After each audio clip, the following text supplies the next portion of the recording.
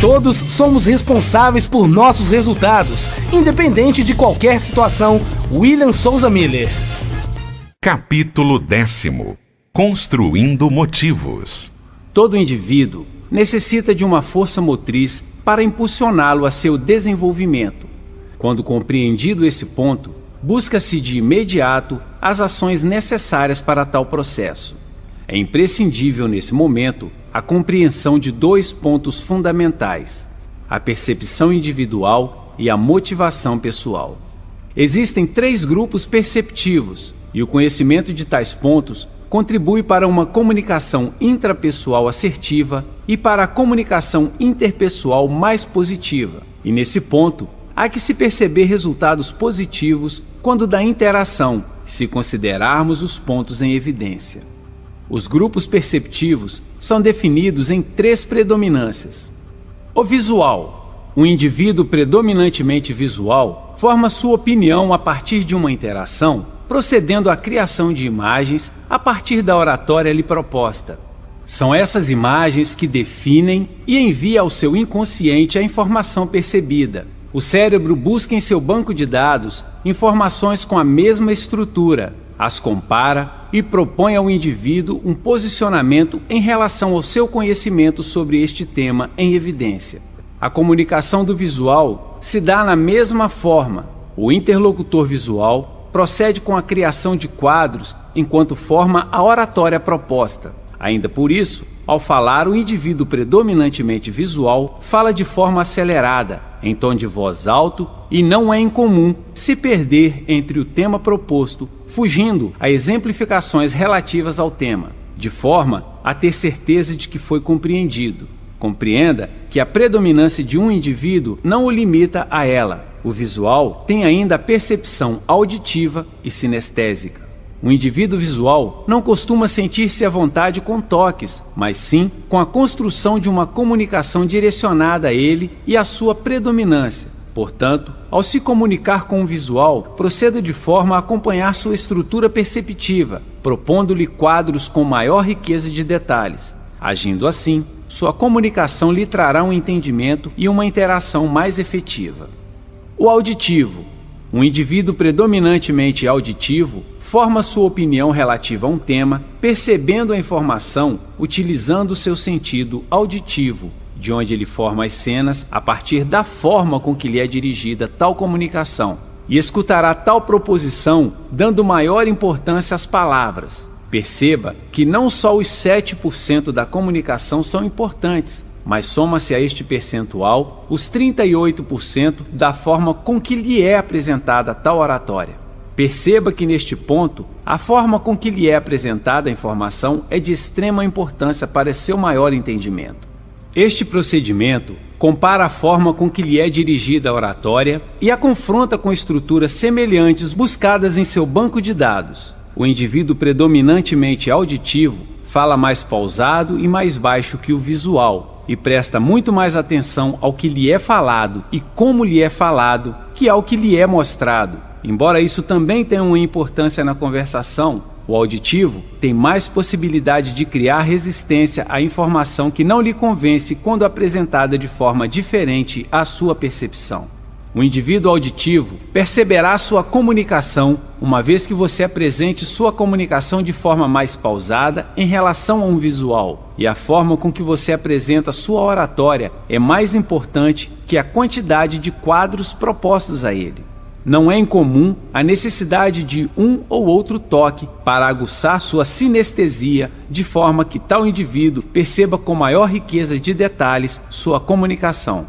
Falar um pouco mais pausado, respeitando o tempo de ouvir e criar os quadros, fará sua comunicação com o auditivo mais assertiva e com maior possibilidade de êxito. O sinestésico.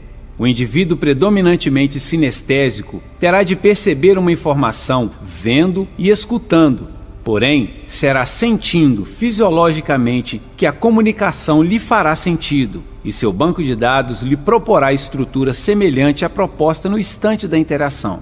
Um sinestésico prestará maior atenção na forma com que lhe é falado a respeito de temas propostos. No indivíduo sinestésico, a fisiologia lhe proporcionará maior entendimento que os sentidos visual e auditivo, embora sejam importantes. O orador, ao perceber se tratar de uma pessoa sinestésica, precisará encontrar um meio de comunicação direcionada a ele, uma vez que a criação dos quadros que definirão sua percepção do tema será criado em concordância com sua sinestesia.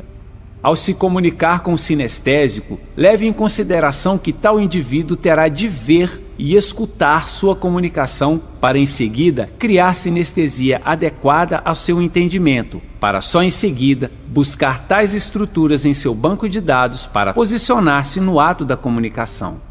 Entenda que, uma vez proposta uma sinestesia a partir de sua comunicação, dificilmente será desfeita um possível equívoco. Ainda por isso, torna-se definitivamente importante cuidar para que sua comunicação seja direcionada ao seu espectador sinestésico.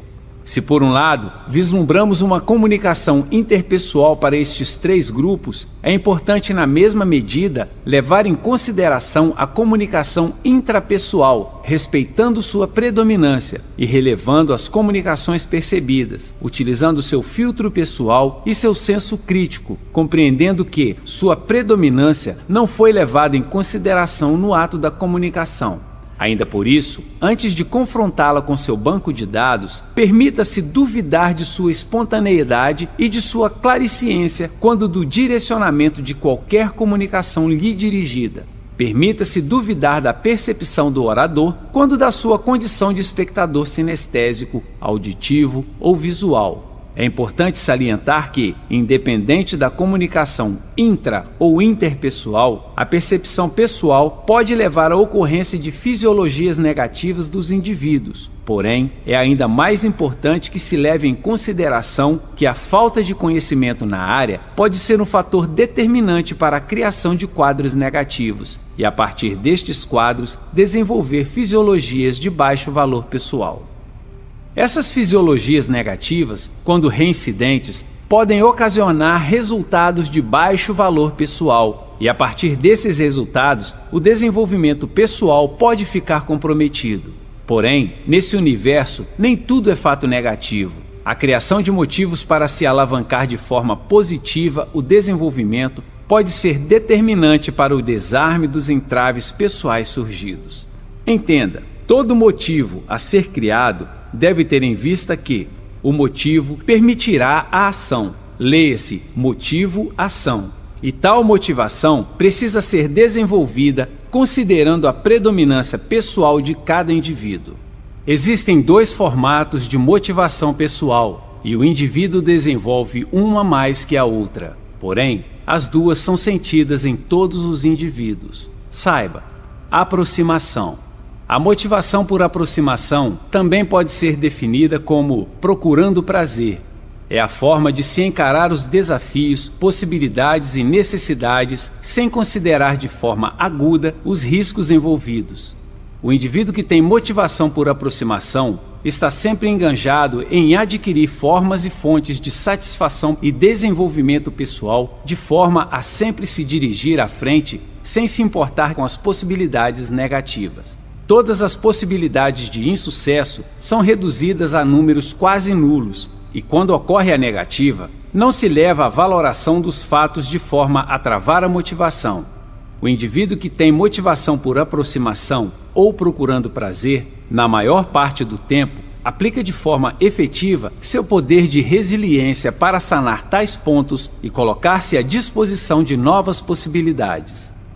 Distanciamento. A motivação por distanciamento, ou evitando a dor, reduz a margem de erro e de acerto. Entretanto, pode produzir resultados efetivos e alavancar resultados mais seguros e mais conservadores. Ao evitar a dor, o indivíduo se move distanciando de possibilidades negativas. Evita empreender-se em eventos que não proponham uma segurança ou estabilidade, seja no campo emocional, profissional ou mesmo material. Se não existe uma possibilidade real de ganho, não será um empreendimento vantajoso para si.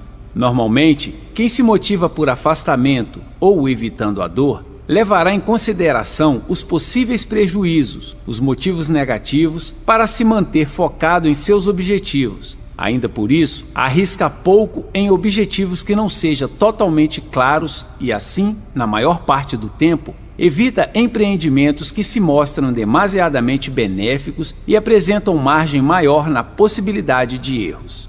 No elo entre as duas motivações pessoais, existem os grupos que se motivam utilizando as duas formas como parâmetro e, deste equilíbrio, conseguem perceber resultados altamente satisfatórios. A dica é utilizar as duas motivações para manter-se de forma segura em seus objetivos, para assim conseguir êxito positivo em seus empreendimentos.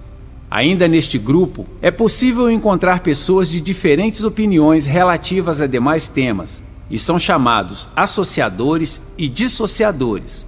Os associadores são pessoas de senso criativo aguçados e muito bem desenvolvidos. São capazes de criar inúmeras possibilidades para si, para os seus grupos e ou empresas, e sua criatividade dispensa a utilização do senso crítico e dos filtros pessoais. São felizes criando, multiplicando ideias e projetos.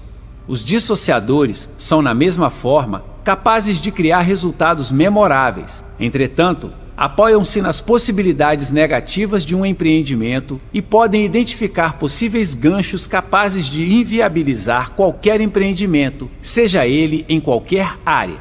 Perceba então que criar motivos para uma ação efetiva passa pela necessidade em conhecer tais fatores primários em cada indivíduo e, obtendo o menor conhecimento a respeito desses pontos, há que se compreender as dificuldades de um ou de muitos indivíduos inseridos em um grupo ou ciclo social.